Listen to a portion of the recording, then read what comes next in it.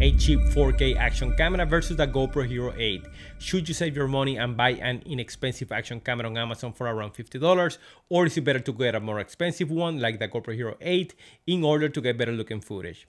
So in this video, we're going to be comparing two of the most inexpensive 4K cameras that I could find on Amazon, and we're going to compare it to the GoPro Hero 8 in terms of image quality, ease of use, and image stabilization. Let's check it out.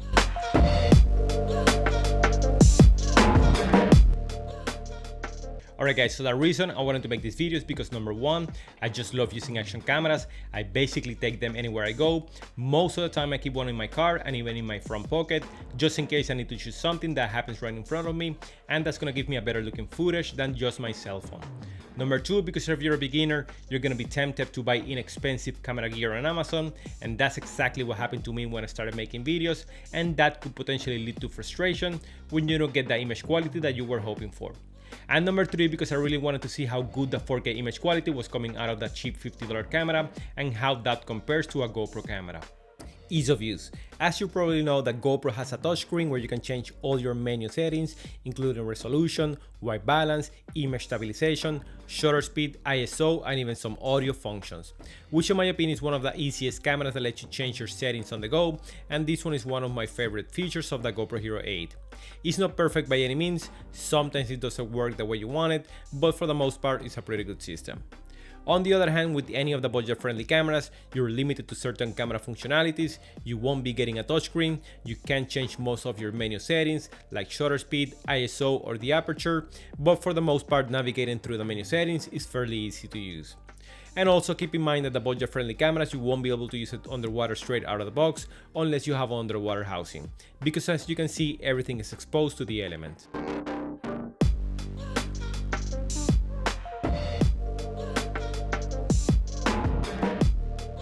Image quality.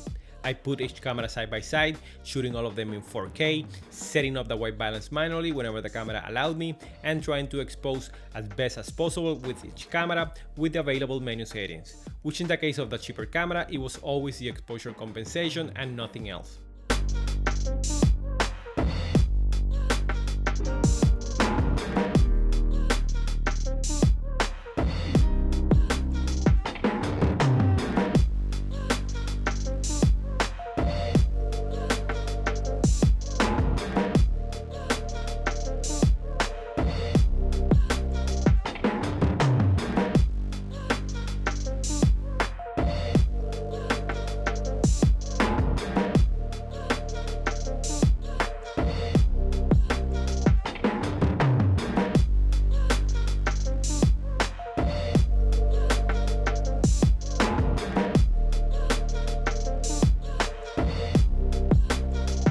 Comment down below what you guys think of the 4K image quality of each camera, and let me know how they compare to one another.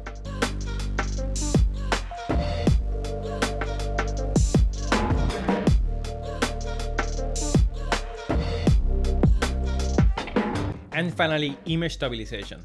For this portion of the test, I'm going to be using only one of the cheap action cameras that seems to have electronic stabilization built into the camera, and because I'm not expecting that the footage is going to be amazing or equally stable to a GoPro Hero 8, I'm also going to be testing it using a dedicated action camera gimbal, which I made a review before, and you can check it out right here to see how the footage turns out.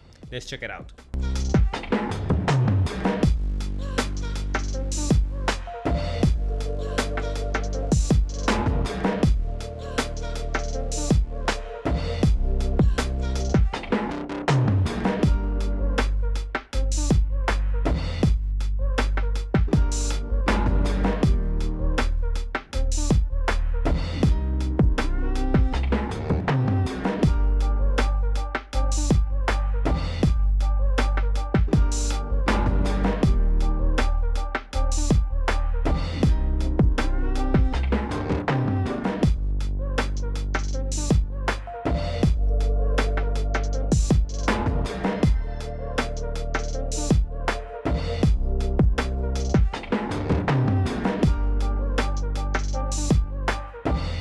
Well guys, that's it for today. I hope you enjoyed the video.